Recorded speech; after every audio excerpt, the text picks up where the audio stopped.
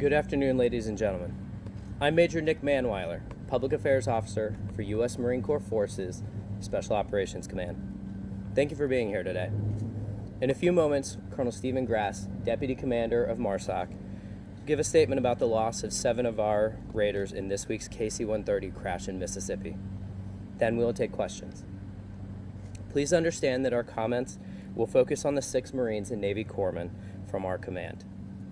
Any questions regarding the crash or the investigative efforts are best suited for the command conducting those investigations, Marine Forces Reserve. During the questions, please raise your hand until called upon, and then we'll state your name and affiliation before asking your question. This will assist us in being able to provide you with follow-up information as needed. At the conclusion of the question and answer session, Colonel Grass will make a closing statement, concluding today's brief. Press packets will be made available afterwards, and my staff will be on hand to assist you with any further needs should you have them. We ask you to please take a moment to silence your wireless devices and personal cellular phones. Ladies and gentlemen, Deputy Commander of MARSOC, Colonel Stephen Grass.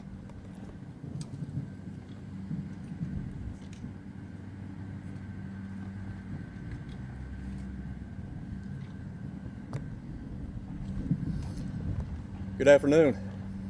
I'm Colonel Steve Grass. I'm the Deputy Commander of Marine Special Operations Command. Thanks for taking the time to come out.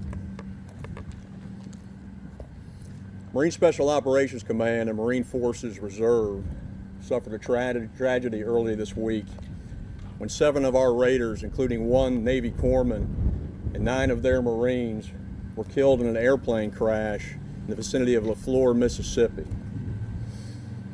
The entire MARSOC community mourns this tragic loss of life, and our thoughts and prayers are with the families and friends of these brave men.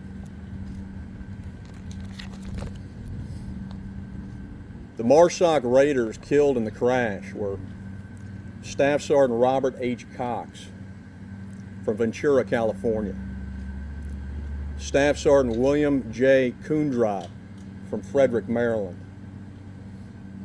Sergeant Chad E. Jensen from Los Angeles, California, Sergeant Talon R. Leach from Callaway, Missouri, Sergeant Joseph J. Murray from Duval, Florida, Sergeant Dietrich A. Schmeeman from Benton, Washington, and Hospital Corpsman 2nd Class Ryan M. Lowry from Middletown, Indiana. The incident occurred Monday afternoon at approximately 4 p.m. Central Time when a KC-130 belonging to Marine Aerial Refueler Transport Squadron 452 crashed in Mississippi, killing all 16 service members on board. The aircraft was carrying our 7 raiders who came out of 2nd Raider Battalion. They were traveling to Naval Air Facility El Centro, California, and they intended to move on to Marine Air Corps Air Station, Yuma, Arizona, to conduct team-level training involving small unit tactics and Corps mission skills. We are grateful for the support and the effort at the crash site, and we are working closely with officials from Marine Forces Reserve and other agencies involved as they continue to work through this mishap. We're also grateful for the outpouring of support from our local communities and from throughout the Marine Corps and the Special Operations Command and from across the country. The cornerstone of the Marine Corps and Special Operations community is our people. The command's top priority right now is caring for the families of our fallen. We ask for continued prayers and support during this difficult time. And as the families begin the long process of grief and recovery, please respect their privacy and their need to focus on these difficult first steps. Our hearts are with them, and I assure you we are focusing all the resources available from both the Marine Corps and Special Operations Command to help them through this tragedy. At this time, I'll take your questions. Sir. The incident that occurred Monday, were the members of that team same elements from the team that experienced 7 losses back in 2015 off of England, Florida? Okay, Mike, that's a good question. Yes, that is true, that this unit was from the same company and the same battalion, 2nd Raider Battalion, has experienced a loss of 7 Raiders in March of 2015.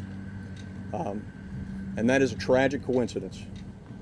However, it does not affect how we move out to care for our fallen, to take care of their families, and move on as an organization. Yes, ma'am. CB Cotton with WITN News. Could you say that again, please? CB Cotton with WITN CB, News. okay, thank you. Yeah. The tragedy in March of 2015, there was 7 Raiders in that incident, 7 Raiders now. When these groups go out to deployment, is it always in a number of 7? Can you answer that? The team size is 14 normally, and I'll stop there. Colonel Alan Blinder from the New York Times. Given what happened in March 2015 and what happened this week, can you talk a little bit about morale inside the Raider Battalion, inside Markham at this point, just after 2 incidents like this in 2.5 years?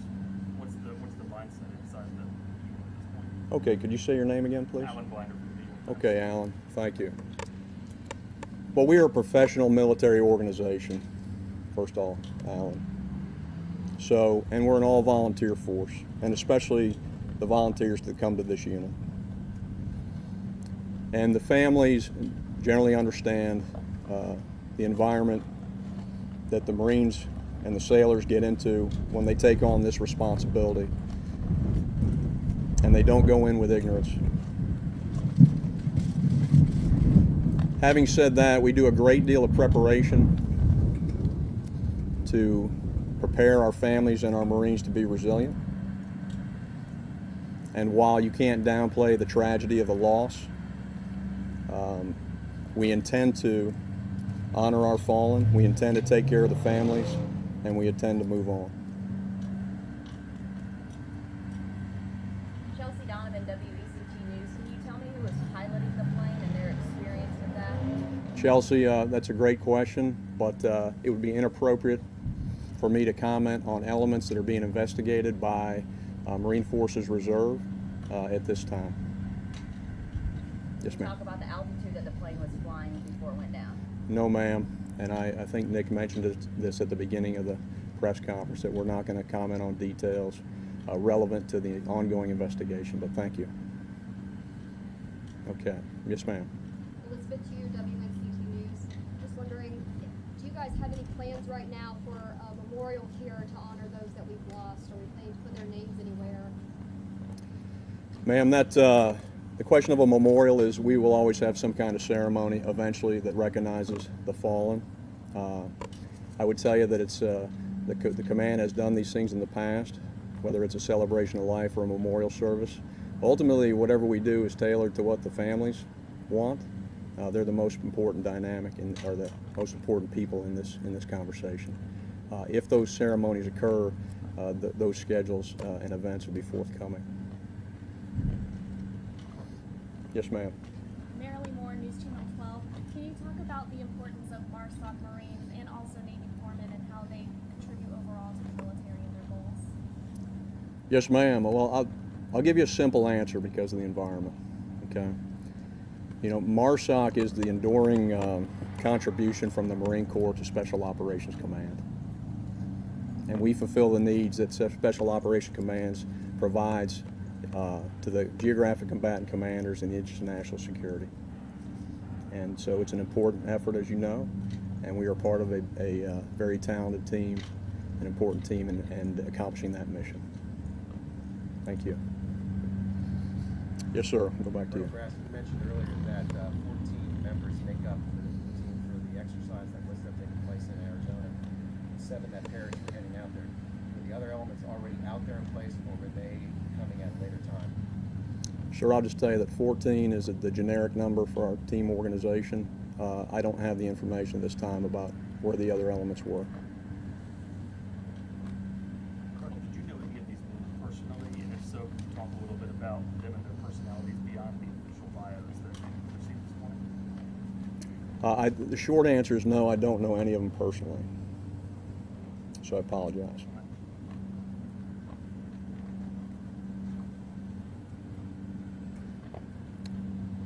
Yes, ma'am. And you can tell me if this is part of the investigation or not, but had this plane ever been involved in any sort of mishap before? I don't have that information.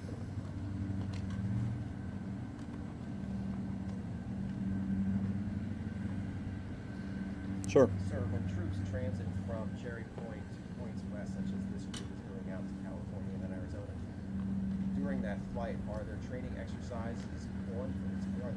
What do the troops do for the time period that they're in flight? Well, I suppose we could be doing training en route occasionally, but I have no information as to we were doing anything other than being on the plane to get out there. But again, the ongoing investigation should disclose that. Figured for readers that haven't been in the military but going home commercially, can you describe the inside of the KC-130T? It's been a while since I've been in a KC-130T. I'd rather defer that question to the professionals that ride them all the time. Thank you.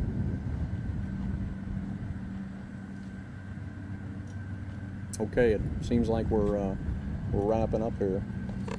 I'd like to just make a quick closing statement.